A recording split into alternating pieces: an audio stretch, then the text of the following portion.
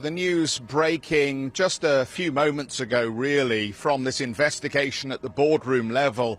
And the findings, as you've laid them out there, the COO will be leaving the business.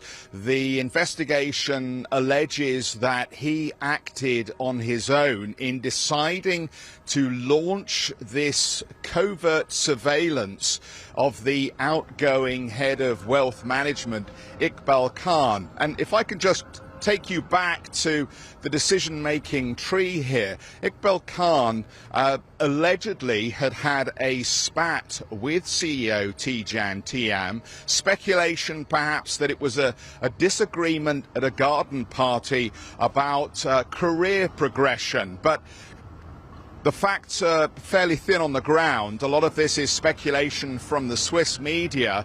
Subsequently, some months later, Iqbal Khan hands in his resignation and decides to move across the road here in Paradeplatz to UBS, the other big Swiss bank. At that point, the investigation at Credit Suisse alleges that the COO decided he was concerned that Iqbal Khan would poach staff from Credit Suisse and thereby had him put under surveillance.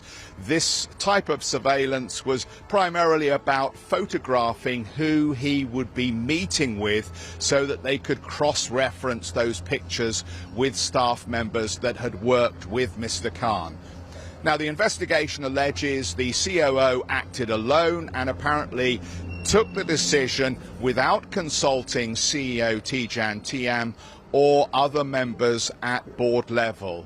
Therefore, he has decided that he will leave the bank and take full responsibility for this, as will the head of security services at Credit Suisse, who was authorized by the COO to initiate that investigation. The whole story has taken several strange twists, Karen. It has to be said. There was apparently an on-the-street confrontation here in Zurich between Mr. Khan and some of those pursuing him, where he threatened to photograph them, and apparently there was a physical altercation as they tried to take the phone from him. But again, facts are thin on the ground here. Only the principals will really know what happened, and at this point they don't seem to be keen to necessarily elucidate the details on this story.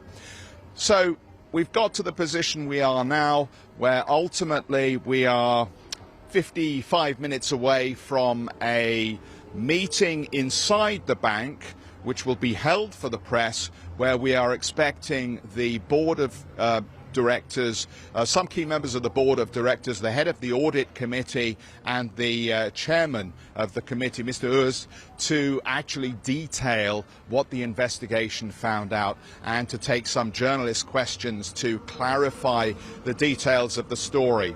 I will add in, there's just one more twist here, which again, difficult to confirm at this point, but a blogger here in Switzerland who writes a blog called Inside Paradeplatz has alleged that the contractor that ultimately authorized the spying has taken their own life. Now, we don't have confirmation of that.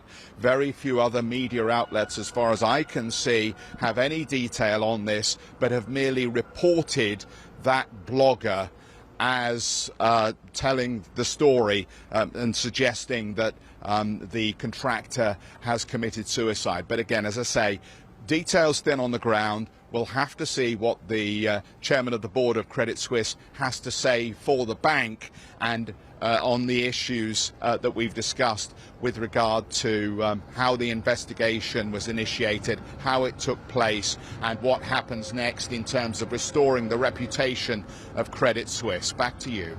Geoff, thank you very much for that. Just one more detail that came to light a short time ago with the replacement of the COO. A very swift move from Credit Suisse appointing James B. Walker as the new Chief Operating Officer. I just want to get into a little bit around risk, because there have been issues in the past around risk-taking at Credit Suisse, but much more in the markets business, the sort of bread and butter, so to speak, of the business, not very much on an operational side like this.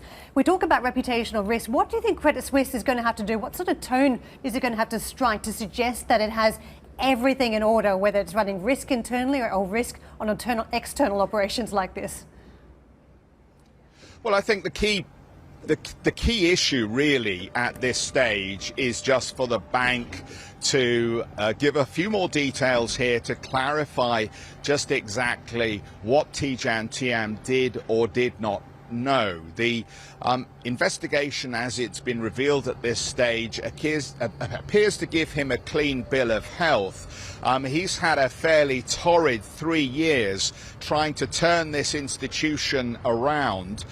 He's addressed concerns around volatile trading, and as you'll remember, Karen, during his time at the bank there have been revelations about damaging trading activities that at one point seemed as though they were going to sink his career as CEO at Credit Suisse. He came through that. He's came through one or two other wobbles around strategy and accusations here in Switzerland that he isn't competent to run the bank.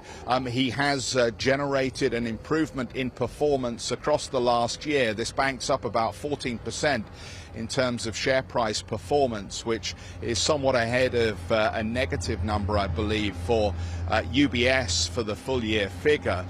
So I think what we need to see now from Credit Suisse is steady the ships, perhaps continue to suggest that this was very much an isolated incident as far as the bank is concerned, and perhaps an individual in the COO will have to hear what they have to say, who perhaps had a lapse of judgment at some point.